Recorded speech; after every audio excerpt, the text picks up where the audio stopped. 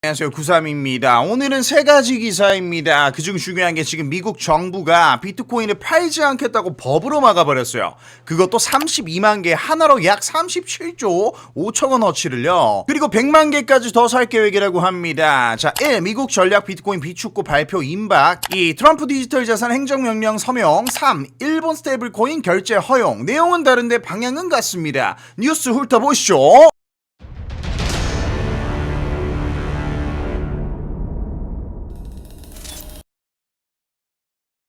자, 토큰포스트 기사부터 보겠습니다. 미국 백악관 전략적 비트코인 비축구 공식 발표 임박, 법적 장벽 돌파. 패트릭 위트, 이제 모르시면 안 되시죠? 패트릭 위트 형님이 곧 발표가 있을 것이다. 법적으로 모든 체계를 갖추는데 돌파구를 마련했다라고 이번에 발표했습니다. 이 SBR이라고 하는데요. 이거 모르시는 분들을 위해서 설명 한번 드리겠습니다. 실제로 미국이 금을 국가 비축 자산으로 갖고 있잖아요. 포트녹스 띄워주세요. 뿅! 여기 포트녹스라고 미국 켄터키주에 있는 군사기지 이름입니다. 그 군사기지 안에 초고보안 금괴 보관소가 실제로 있는데, 그래서 군사기지 그냥 이름 따서 이 보관소를 편하게 포트녹스라고 부르는 게 좀 일반적이에요. 거기에 금을 그냥 산더미처럼 엄청나게 막대한 말도 안 되는 금액이 쌓여 있다라고 합니다. 실제로 한번 보고 싶기는 하네요. 그걸 비트코인으로도 이제부터 하겠다라는 겁니다. 초보안 포트녹스 비트코인 보안 창고를 만들겠다고 하는 거죠. 자, 그래서 지금 벌써 모은 금액이 얼마냐? 32만 BTC로 추산이 된다. 33만 개 정도 되죠. 자, 이 비트코인을 미국이 어디서 샀을까요? 하나도 안 샀어요. 어떻게 했어요? 모았어요. 채굴 했을까요? 아니에요. 이런 다크웹 마약 거래 사이트랑 실크로드 이런 사건 당시에 압수한 비트코인이 17만 개가 넘어가고요. 이런 거 해커들이 훔쳐간 거 FBI가 찾아서 압수한 자금만 회수를 해서 각종 범죄 수사에서 몰수한 비트코인들이 이게 다 쌓여서 지금 32만 개에서 33만 개가 된다라는 겁니다. 전체 공급량의 약 1.6%예요. 근데 이걸 트럼프가 행정명령으로 이걸 단 한 개도 팔지 못하게 내 마음속에 봉인했습니다. 국가가 범죄자들한테 빼앗은 비트코인을 국가 자산으로 들고 있겠다라는 거죠.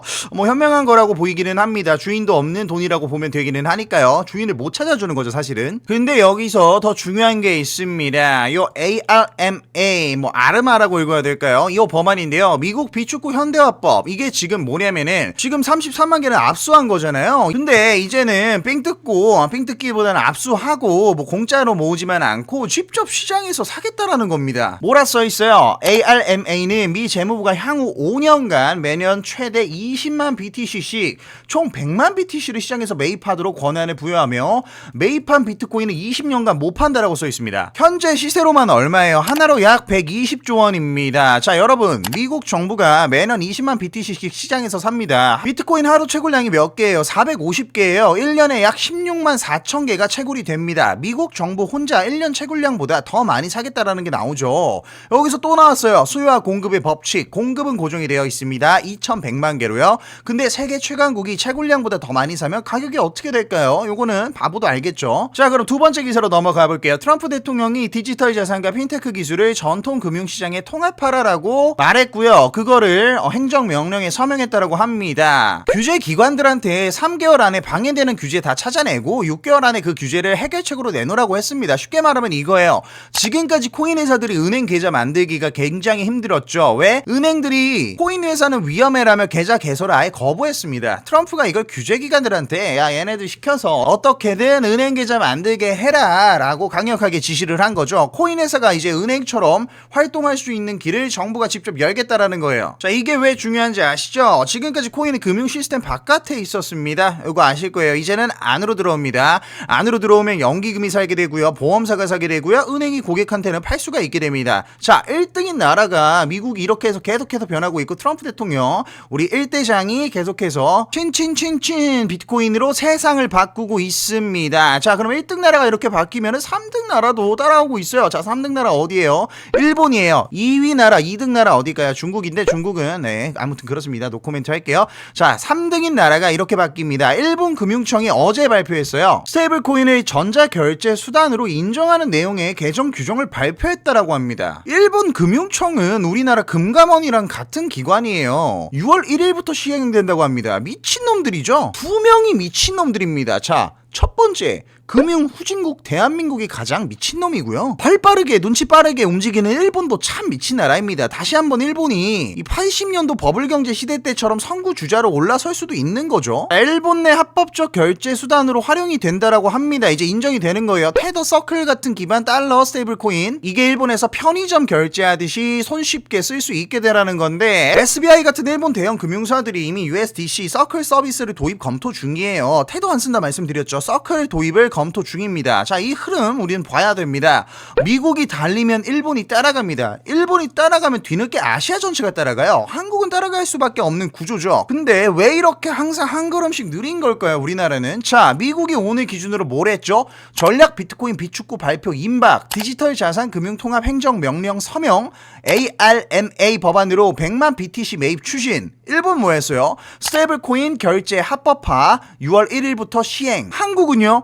디지털 자산 기본법, 이거 몇 년째 같은 말만 나오고 있는데 검토한다, 논의한다, 준비한다. 그런데 시장이 체감할 만한 진전은 전혀 없습니다. 이 와중에 원화 스테이블 코인 같은 뭐 이상한 백덕 같은 코인을 발행한다라고 하죠. 이거 핵심 질문이 이거죠. 누가 쓸 건데요? 누가 쓸 거예요? 또 지역 화폐입니까? 원화 스테이블 코인이 1원에 고정되는 건 당연한 거겠죠. 문제는 그 1원의 가치가 글로벌 시장에서 얼마나 인정받느냐입니다. 원화 가치 가면 갈수록 떨어지는데 스테이블 코인 가치 계속 떨어지는 거랑 똑같은 거예요. USDT와 USDC는 이미 전 세계 거래소 디파이 결제 시장에 널리고 깔렸습니다. 근데 원화 스테이블은 어디서 받아주냐는 거예요. 누가 거래에 지원해줄까요? 글로벌 투자자들이 굳이 달러 대신 원화를 들고 있을 이유가 있을까요? 스테이블 코인은 발행한다고 끝나는 게 아니죠. 수요, 유동성, 신뢰, 사용처가 고루 결합이 되어 있어야 돼요. 이 질문에 답이 없으면 원화 스테이블 코인은 혁신이 아니라 국내용 정책 상품으로 끝날 수 있는 거예요. 그거 그냥 지역 페이 개념으로 쓰이는 겁니다. 코인의 코자도 모르는 정치인들이 법안 이따구로 내놓고 있으니까 내용이 산으로 가고 뒤처지는 거죠.